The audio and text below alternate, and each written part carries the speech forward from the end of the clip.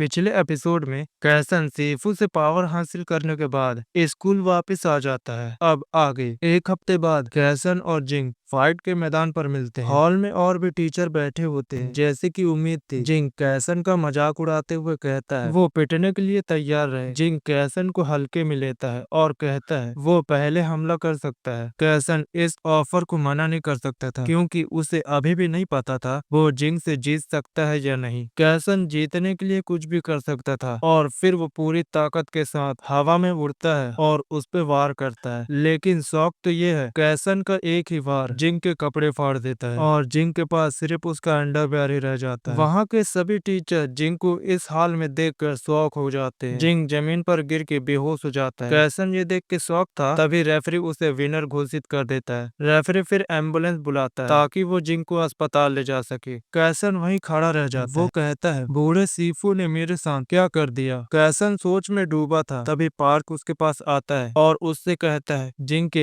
एक ही बार में हारने से वो उससे काफी इम्प्रेस है। कैसन कहता है वो अपनी जीत की खुशी में सभी को पार्टी देने का प्लान बना रहा है। वे लड़कियां ट्रेनिंग ग्राउंड से गुस्से में निकलते हुए कैसन को देखती है और उस रात कैसन और उसके स्टाफ डिनर पे काफी एंजॉय करते हैं। वे काफी ज्यादा ड्रिंक करते हैं, लेकिन जब कैसन घर पहुंचता है उसका शरीर प्रोसेस होने लगता है। ये सब उसके शरीर में बूढ़े सीफू की वजह से हो रहा था। कैसन शौक में जागता है जब उसे पता चलता है जो भी बूढ़े ने उसके साथ किया है वो काफी शॉकिंग है। इस वजह से उसके पास उस हिडन वर्ल्ड में जाने के अलावा कोई रास्ता नहीं बचता। कैसन सीफू को शुक्रिया कहने को सोचता है उसकी मदद के लिए। कैसन ठंडी बर्फीली जमीन से गुजरता है तो सोचता है क्या सच में सीफू पोर्टल से बाहर नहीं निकल सकता। फिर आगे उसे सीफू मेडिटेशन करते हुए दिखता है। सीफू कैसन से पूछता है क्या उसने स्पेयर वाले आदमी को हरा दिया। कैसन कहता है उसने एक ही बार में उसे हरा दिया। फिर सीफू कहता है स्पेयर वाला आदमी काफी वीक होगा, लेकिन कैसन इस बात से अग्री नहीं करता और कहता है उसे कुछ चीजों के बारे में जानना है, इसलिए वो उससे मिलने आया है। कैसन सीफू से पूछता है उसने उसके साथ क्या किया है। सीफू कहता है उसने सिर्फ उसका डांटियल खोला है ताकि वो किसी से पिट न सके। फिर कैसन से पूछता है वो कब से मार्शल आर्ट की प्रैक्टिस कर रहा है। सीफू कैसन में और भी ज्यादा इंटरेस्टेड हो जाता है और उसे आगे बुलाकर उसकी कहानी सुनना चाहता है। कैसन को आखिरकार समझ में आ जाता है वो मार्शल आर्ट की वजह से इतना स्ट्रांग बना। फिर वो बूढ़े से कहता है उसे मार्शल आर्ट के बारे में कुछ नहीं पता। सीफू ये सुनकर शॉक हो जाता है और कहता है कैसन के शरीर में थोड़ी सी इंटरनल एनर्जी थी जो अपने आप जुड़ गई थी, क्योंकि कैसन अक्सर तलवार चलाता था। कैसन जानता था मार्शल आर्ट नॉवेल्स में इंटरनल एनर्जी मार्शल आर्ट में कलेक्ट होती है, लेकिन हंटर का सिस्टम काफी अलग है। कैसन फिर सीफू से कहता है क्या उसे पता है पोर्टल में आने से पहले वो किस देश में रहता था। सीफू कहता है उसका देश मिंग था। ये सुनते ही कैसन समझ जाता है सीफू को इस दुनिया के बारे में क्यों कुछ नहीं पता, क्योंकि वो बिल्कुल अलग दुनिया से आया था। कैसन फिर सीफू से कहता है जो वो दुनिया जानता था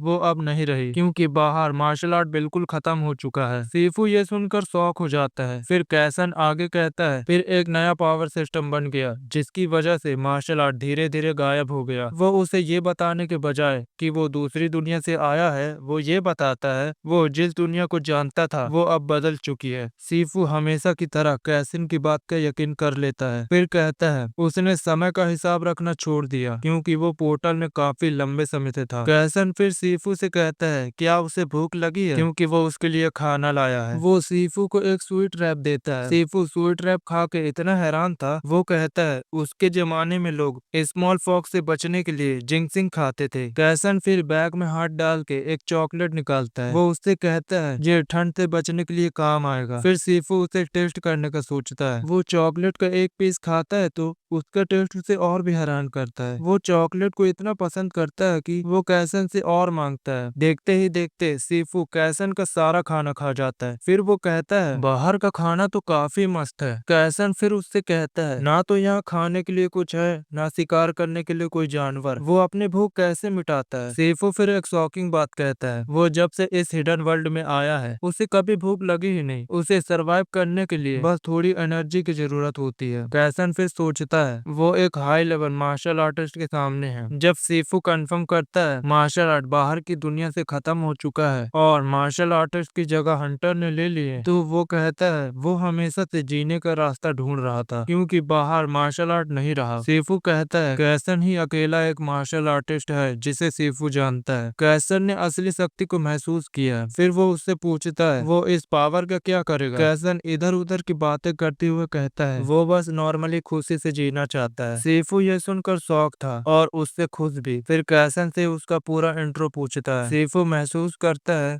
कैसन में कोई लालच नहीं है और वो एक टीचर भी है। इन अच्छी क्वालिटी की वजह से सीफू कैसन से कहता है वो उसे अपना स्टूडेंट बनाने को तैयार है, लेकिन कैसन इस ऑफर को मना कर देता है। सीफू दोबारा पूछता है जैसे उसे यकीन नहीं है कि उसने सुना है कि नहीं। कैसन अपने जवाब में डटा रहता है। वो सीफू से कहता है उसे और ज्यादा स्ट्रॉन्ग बनने का कोई इंटेंशन नहीं है, बल्कि उसने सिर्फ फाइट जीतने के लिए मदद मांगी थी जो उसे मिल गई। अब वो वापस जाकर नॉर्मल लाइफ जीना चाहता है। सीफू समझ जाता है कैसन झूठ नहीं बोल रहा। सेफो फिर उससे कहता है वो जा सकता है क्योंकि वो अपनी मार्शल आर्ट में और तैयारी करना चाहता है। कैसन फिर उससे इमॉर्टल रहने के प्लान के बारे में पूछता है। सीफू बताता है उसका प्लान मार्शल आर्ट के पीक तक पहुंचने का था और वो ये कर चुका है। इसके अलावा वो नेकी करके भी वहां पहुंच सकता है और ये उसने कैसन की मदद करके कर लिया है। वो कैसन से कहता है उसे थोड़ी और कल्टीवेशन चाहिए तब वो वहां पहुंच सकता है क्योंकि वो इमॉर्टैलिटी की तरफ जा रहा है, इसलिए उसे दूसरों के लिए कल्टीवेशन टेक्निक व मैनुअल छोड़ने की कोई जरूरत नहीं है। कैसन ये सुन के शौक हो जाता है। फिर सीफू कहता है उसे इसकी जरूरत इसलिए नहीं है क्योंकि बाहर ऐसा कोई भी मार्शल आर्टिस्ट नहीं है जो इसे पढ़ सके। कैसन ने सोचा नहीं था ऐसा भी हो सकता है क्योंकि सीफू अगर अपनी मार्शल आर्ट सीक्रेट को नहीं छोड़ता तो सियांग को ये कभी नहीं मिलेगा। इससे सियांग को कैसन कैचअप नहीं कर पाएगा। फिर कैसन के पास खुद को और स्ट्रॉन्ग करने की कोई वजह नहीं होगी। आखिर में पूरी दुनिया तबाही में डूब जाएगी।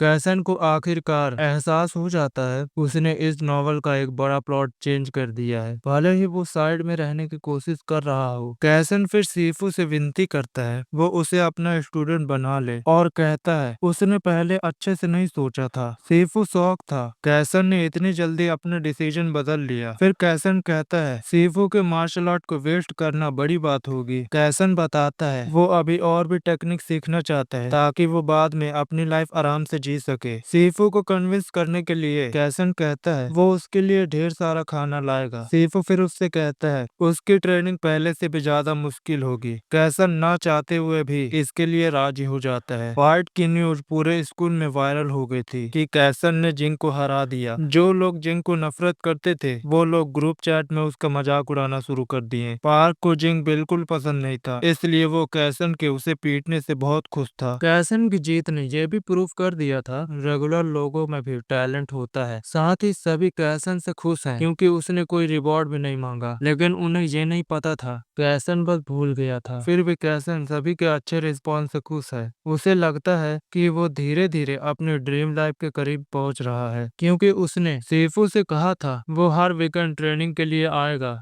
कैसन वीकेंड के बाकी दिनों में लाइफ एंजॉय करने का प्लान बनाता है। कैसन अपने क्लास में एंटर होता है और देखता है उसके स्टूडेंट सब सीधे खड़े हैं। जैसे ही वो अंदर आता है सब उसे रिस्पेक्ट देकर सैल्यूट करते हैं। स्टूडेंट उसे कहते हैं वो उसकी एडवाइस के अकॉर्डिंग कॉन्फिडेंट रहेंगे। वो कहते हैं उन्हें जिंग के हारने की खुशी है। कैसन पूछता है उन्हें ये कैसे पता चला जबकि टीचर को ही फाइट देखने की इजाजत थी। पता लगता है एक स्टूडेंट का बड़ा भाई स्कूल में टीचर है जिसने उन्हें ये स्टोरी सुनाई। कैसन स्माइल करता है और कहता है वो अपनी बुक खोले और लेक्चर पर फोकस करे। कैसन अपनी हैप्पी लाइफ से खुश है। वो इसे पूरी तरह से एंजॉय करने का प्लान बनाता है। लंच ब्रेक में कैसन कैफेटेरिया में खाना लेने जाता है। वहाँ सर्विंग अटेंडेंट के साथ सिचुएशन थोड़ी ऑकवर्ड हो जाती है क्योंकि कैसन दूसरों से ज्यादा खाना मांगता है। कैसन अपने टेबल पर बैठ के खाना खाता है और स्माइल करता है क्योंकि उसके प्लेट में अलग अलग डिशेस भरी हुई थी। कैसन अपना खाना एंजॉय कर ही रहा था तभी एक लड़की उसके पास आती है और पूछती है क्या वो वही कैसन है जो स्कूल में स्पोर्ट्समैनशिप सिखाता है। कैसन कंफर्म करता है लेकिन उसका ज्यादा ध्यान उस लड़की के प्लेट पर होता है। वो लड़की कैसन के सामने बैठ जाती है। फिर कैसन कहता है क्या वो उसको जानता है। वो लड़की स्माइल करती है और कहती है कैसन कितना अच्छा एक्टर है। वो उसे चिल होने को कहती है क्योंकि कैफेटेरिया में सीसीटीवी सेंसिटिव ही नहीं है। उसके बात करने के तरीके से कैसन समझ जाता है कि वो लड़की उसको जानती है, लेकिन कैसन उसे नहीं पहचान पा रहा था क्योंकि ऑनर की पुरानी यादें अक्सर लोगों से मिलने पर आ जाती है। लड़की आखिरकार समझ जाती है कैसन सच में उसे नहीं पहचान पा रहा। फिर वो अपना नाम सोरा बताती है। ये सुनते ही कैसन को लगता है ये चेहरा जाना पहचाना सा है। उसे याद आता है उसके फोन के कांटेक्ट में एक सोरा नाम की भी लड़की है। सोरा उसे स्माइल करती है, ये सोचकर कैसन को पहले ही पता था वो कौन है। वो कहती है उसका लुक थोड़ा अलग सा है, उसने अपना स्टाइल स्कूल टीचर दिखने के लिए चेंज किया है क्योंकि वो यहाँ जॉब कर रही है। ये सब बोलते हुए सोरा बस हंस रही थी, लेकिन दूसरी तरफ कैसन सोच रहा था नॉवल में सोरा आखिर सियांग की टीचर बन जाती है। वो असल में इस नॉवल की जरूरी कैरेक्टर है क्योंकि वो इंटरनेशनल ऑर्गेनाइजेशन की मेंबर है। बेसिकली वो बुक में विलन है। तभी कैसन की पुरानी मेमोरी वापस आने लगती है। पता चलता है ये जो लोग हैं जिसे हंटर भी कहते हैं, ये एक एंटी हंटर ऑर्गेनाइजेशन है। इन्होंने बहुत से हंटर का खात्मा किया है जो उन्हें हंटर का दुश्मन भी बनाता है। लेकिन ये लोग सबसे छुप कर रहते हैं, ये अंधेरे में काम करते हैं जिससे इन्हें पकड़ पाना काफी मुश्किल होता है। सोरा देखती है कैसन अभी भी टेंशन में है। वो उसे कहती है रिलैक्स रहो, यहाँ के रूम में कोई कैमरा नहीं है। कैसर ने स्टोरी को लास्ट तक पढ़ा था, लेकिन उसे वो पेज याद नहीं था जब उसका कैरेक्टर क्रिमिनल ऑर्गेनाइजेशन का पार्ट बना था। तभी सिस्टम उसे बताता है एक साइड कैरेक्टर अभी अनलॉक हुई है। बेसिकली कैसन अब एक ऐसी स्टोरी में जाने वाला था जो उसे अंटास का किलर बनाती है, और ये बात कैसन को अंदर तक हिला देती है। उसे याद आता है कैसन के अंटास में शामिल होने की कोई मेमोरी नहीं है। तभी उसे एकदम से समझ में आता है नॉवल तो खत्म हो चुका था और ऑथर ने बताया था वो एक साइड स्टोरी पर काम कर रहा है। सिस्टम उसे बताता है वो अब साइड स्टोरी की शुरुआत देख सकता है। फिर बिना किसी देरी के वो जल्दी से उसे देखता है। उसे पता चलता है गिल्ड के शुरुआती दिनों में उसका एक दोस्त था जिसका नाम चंगसुंग था। चंगसुंग ने ही अर्फनेट डायरेक्टर की रिपोर्ट की थी और कैसन को भी बचाया था। 2 साल पहले दोनों एक मिशन से वापस आ रहे थे, तब एक पोर्टल खुला और उसमें से मास्टर का पूरा ग्रुप निकल आया। उन्होंने बैकअप मांगा क्योंकि एक और टीम का एक्सीडेंट हो गया था, इसलिए उन्हें वो नहीं मिला जो उन्होंने मांगा था। कैसन के लिए चंगसुंग बड़े भाई जैसा था और उसकी पूरी फैमिली भी चंगसुंग था, लेकिन कैसन को बचाने के चक्कर में चंगसुंग ने खुद को सेक्रीफाइस कर लिया। चंगसुंग के डेथ के बाद गिल्ड ने बस ये रिपोर्ट भेजी उनके पास मदद करने के लिए कोई नहीं था। उन्होंने बताया सिटी में भी मॉन्स्टर आ गए थे, इसलिए उन्हें अपने कुछ हंटर को सेक्रीफाइस करना पड़ा ताकि वो और ज्यादा लोगों को बचा सके। लेकिन केसन कोई पागल नहीं था, उसे पता था सब कुछ जानबूझ के किया गया है। वो और चंगचुंग दोनों आर्म स्कूल से ग्रेजुएट थे और इसी वजह से दोनों को साइड में धकेल दिया जाता था। गुस्से में आके कैसन ने ओवरसीज डिप्लोमेट मांगी और उसे चाइना भेज दिया गया। लेकिन 1 साल बाद वो कोरिया से वापस आया। जब उसने गिल्ड छोड़ने का सोचा तब सोरा ने उसे अप्रोच किया और सजेस्ट किया वो अंटास ज्वाइन करे। फिर पता चलता है केसन की भी बैक स्टोरी है। सोरा के अप्रोच करने के बाद उसने बिना टाइम वेस्ट किए अंटास ज्वाइन कर लिया। उसने अपने इनकम का आधा हिस्सा अंटास को डोनेशन के नाम पर भेजना शुरू कर दिया। पता चलता है उसने एक बार सोरा को डेट के लिए पूछा था पर वो रिजेक्ट हो गया। फिर वो अपसेट होने के बजाय उससे दोस्ती कर लेता है। फिर ये भी पता चलता है उसने हंटर स्कूल में इसलिए अप्लाई किया था ताकि वो सोरा के पास रह सके। आरएमसी को यकीन नहीं हो पा रहा था केसन इतना बेकार कैरेक्टर है। उसने सोरा के लिए ऑर्गेनाइजेशन ज्वाइन की, ना कि बदले के लिए। केसन अभी भी इसे ही सोच रहा था। फिर सोरा उससे पूछती है क्या वो ठीक है। अपनी सोच से जागते हुए उसने जवाब दिया वो ठीक है। कैसन सोचता है अभी ही उसकी लाइफ बेहतर होने लगी थी, पर उसे यकीन नहीं होता कि वो एकदम से एक क्राइम सिंडिकेट का मेंबर बन गया। तब सोरा कहती है वो खुश है कि कैसन को स्कूल में जॉब मिल गई क्योंकि ये काफी मुश्किल था। पता चलता है कि कैसन ने एग्जाम पहली बार में ही पास कर लिया था, जो दिखाता है उसे वो लड़की कितनी पसंद थी। फिर सोरा कैसन से पूछती है वो स्कूल में कैसे मैनेज कर रहा है। फिर वो कहता है वो इजीली मैनेज कर लेता है। सोरा कहती है उसे बुरा लगा जब उसे पता चला कि कैसन ने उसे बिना बताए स्कूल में जॉब ले ली। कैसन बस इतना बोलता है चीजें बहुत परेशानी वाली थी इसलिए उसने नहीं बताया। सोरा फिर कैसन से पूछती है उसने इस महीने के लिए कोई डोनेशन क्यों नहीं भेजा। ये सुन के कैसन को समझ में आ जाता है कि अगर वो ऐसे ही ऑर्गेनाइजेशन को पैसे भेजता रहेगा तो रिटायरमेंट के बाद उसकी हालत और खराब हो जाएगी। सोरा चौंक जाती है जब कैसन उससे बोलता है उसका डोनेशन भेजने का कोई इरादा नहीं है। सोरा तब भी गुस्सा नहीं होती क्योंकि कैसन ने पहले ही ऑर्गेनाइजेशन को बहुत सारा पैसा दे दिया था। अब कैसन एक टीचर है जो कम कमाता है, उससे इतने कम में डोनेशन की उम्मीद नहीं कर सकते। सोरा कहती है ऑर्गेनाइजेशन को डोनेशन देना ना देना अपनी मर्जी होती है। ये सुनकर आराम से यकीन नहीं कर पाता कि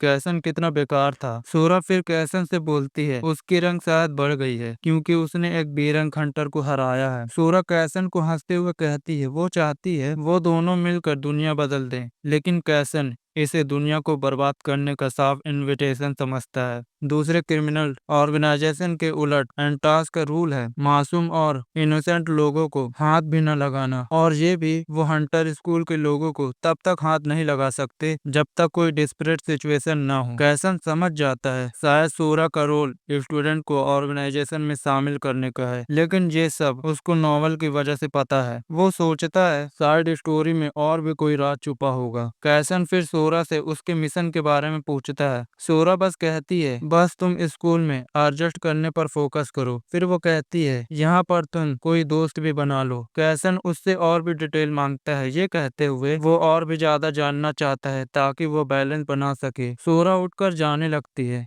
और कैसन से कहती है अगर उसे और भी डिटेल चाहिए तो हमें रोज मिलना होगा। वो हर महीने के मंगलवार को मिलने का सजेस्ट करती है। कैसन पूछता है उसने मंगलवार ही क्यों चुना। फिर सोरा कहती है मंगलवार को ऑफिस डिनर नहीं होते, तब हम बाहर डिनर कर सकते हैं। फिर ये कहकर सोरा वहां से चली जाती है। वीकेंड तक कैसन अपनी ट्रेनिंग दोबारा शुरू करता है। सेफू कैसन की ग्रोथ से खुश था। उसने सीक्रेट मैनुअल लिखने का फैसला किया जो उसकी इनर एनर्जी और मार्शल आर्ट टेक्निक को गाइड करेगा। सेफू कैसन से बोलता है कि उसने उसकी डांटी खोलने में मदद की है, लेकिन उसे मास्टर करना उसके हाथ में है। सीफू उसे बताता है उसे हर रोज अपनी बॉडी में इंटरनल एनर्जी को सर्कुलेट करने की प्रैक्टिस करनी होगी ताकि वो इसे अच्छे से समझ सके। कैसन जवाब देने के बजाय मेडिटेशन पर फोकस करता है और इसी वजह से उसे सिर पर एक पंच पड़ता है। वो दर्द से चिल्ला उठता है और सीफू से कहता है वो उसका फोकस डिस्टर्ब कर रहा है, लेकिन सीफू कहता है कैसन फोकस नहीं कर रहा क्योंकि उसे उसकी इनर एनर्जी से उसे साफ पता चल रहा है वो परेशान है। कैसन ये देखकर शॉक्ड रह जाता है। सीफू उसकी परेशानी उसकी एनर्जी से जान गया। सीफू कहता है एनर्जी फ्लो बिल्कुल सांस लेने जैसा है। फिर सीफू कैसन से बोलता है उसके मन में जो भी है वो खुल के बता सकता है क्योंकि वो उसकी मदद करने के लिए हमेशा तैयार है। कैसन फिर सीफू से पूछता है क्या वो अच्छा इंसान लगता है या बुरा। सीफू बस इतना जवाब देता है अच्छा या बुरा करना उसके अपने हाथ में है। वही लोग इसके बारे में सोचते हैं जिसको अच्छे या बुरे की समझ होती है।